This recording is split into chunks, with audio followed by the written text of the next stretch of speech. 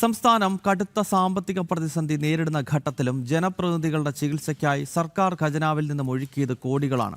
രണ്ടാം പിണറായി സർക്കാരിന്റെ കാലത്ത് MLA-മാർക്കും മുൻ സഭാ അംഗങ്ങൾക്കുമായി 38 കോടിയിലധികം രൂപയാണ് ചികിത്സയ്ക്കായി അനുവദിച്ചത്. പിണറായി വിജയനാണ് ചികിത്സയ്ക്കായി ഏറ്റവും കൂടുതൽ തുക ചെലവഴിച്ചതെന്നും കണക്കുകൾ വ്യക്തമാക്കുന്നു. ട്രഷറി നിയന്ത്രണങ്ങൾ അടക്കം ഏർപ്പെടുത്തിയായിരുന്നു സംസ്ഥാനത്ത് രണ്ടാം പിണറായി സർക്കാർ ഭരണം കൊണ്ടുപോയത്. എന്നാൽ ജനപ്രതിനിധികളുടെ ആനുകൂല്യങ്ങൾക്ക് ഈ സാമ്പത്തിക പ്രതിസന്ധിയൊന്നും ബാധകമല്ലെന്ന് വ്യക്തമാക്കുന്നതാണ് പുറത്തുവന്ന വിവരാവകാശ രേഖകൾ. രണ്ടാം പിണറായി സർക്കാരിന്റെ 5 വർഷത്തെ ഭരണകാലയളവിൽ 38 കോടിയിലധികം രൂപയാണ് ചികിത്സാ ഇനത്തിൽ മാത്രം പൊതുജനങ്ങളുടെ നികുതി പണത്തിൽ നിന്നും ചെലവിട്ടത്. ചികിത്സാ ആനുകൂല്യം കൈപ്പറ്റിയവരിൽ ഏറ്റവും മുന്നിൽ മുൻ മുഖ്യമന്ത്രി പിണറായി വിജയൻ തന്നെയാണ്.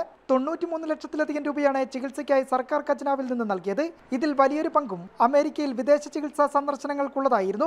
2022 ജനുവരിയിലെ ഒരു സന്ദർശനത്തിന് മാത്രം 29 ലക്ഷത്തിലധികം രൂപയും തൊട്ടടുത്ത് ഏപ്രിലിൽ ചികിത്സയ്ക്ക് 42 ലക്ഷത്തിലധികം രൂപയും ഖജനാവ് വഹിച്ചു. മുൻ മന്ത്രിമാരിൽ കെ കൃഷ്ണൻകുട്ടിയാണ് 48 ലക്ഷത്തിലധികം രൂപയുമായി പട്ടികയിൽ രണ്ടാമത്. മുൻ വിദ്യാഭ്യാസ മന്ത്രി വി ശിവൻകുട്ടിക്ക് 33 ലക്ഷത്തിലധികം രൂപയും മുൻ ഉന്നത വിദ്യാഭ്യാസ മന്ത്രി ഡോക്ടർ ആർ ബിന്ദുവിന് 10 ലക്ഷത്തിലധികം രൂപയുമാണ് ഖജനാവിൽ നിന്ന് അനുവദിച്ചത്.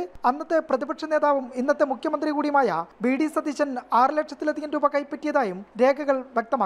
കഴിഞ്ഞ 5 വർഷം MLA-മാർക്കും മുൻ MLA-മാർക്കുമുള്ള ആശ്രിതർക്കുള്ള ചികിത്സാ ചിലവിൽ സംസ്ഥാന സർക്കാർ ചിലവഴിച്ചിരിക്കുന്നത് 38.65 കോടി രൂപയാണ്. ഈ ചികിത്സാ ചിലവിൽ പരിധിയില്ലാത്തത് തന്നെയാണ് ഇത്രയേറെ തുക ചിലവഴിക്കാൻ സംസ്ഥാന സർക്കാർ ബാധ്യസ്ഥരാകുന്നത്. സാധാരണക്കാർ കാരുണ്യ സഹായത്തിനായും മരുന്നിനായും സർക്കാർ ആശുപത്രികളിൽ മണിക്കൂറോളം ക്യൂ നിൽക്കുമ്പോഴാണ് ലക്ഷങ്ങളും കോടികളും ജനപ്രതിനിധികളുടെ വിദേശ ചികിത്സയ്ക്കായി വഴിമാറുന്നത്.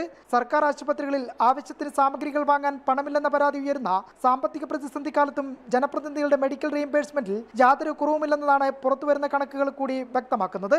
അതേസമയം പരിധിയില്ലാതെ ഖജനാവിൽ നിന്നും പണം നൽകുന്ന രീതി ഒഴിവാക്കാൻ സർക്കാർ ജീവനക്കാർക്കും പെൻഷൻകാർക്കും നടപ്പിലാക്കിയതുപോലെ ജനപ്രതിനിധികൾക്കും ഇൻഷുറൻസ് പദ്ധതി കൊണ്ടുവന്നാൽ വൻ സാമ്പത്തിക ബാധ്യത ഒരു പരിധിവരെ മറികടക്കാൻ കഴിയുമെന്നാണ് വിലയിരുത്തൽ. ജനം, തിരുവനന്തപുരം.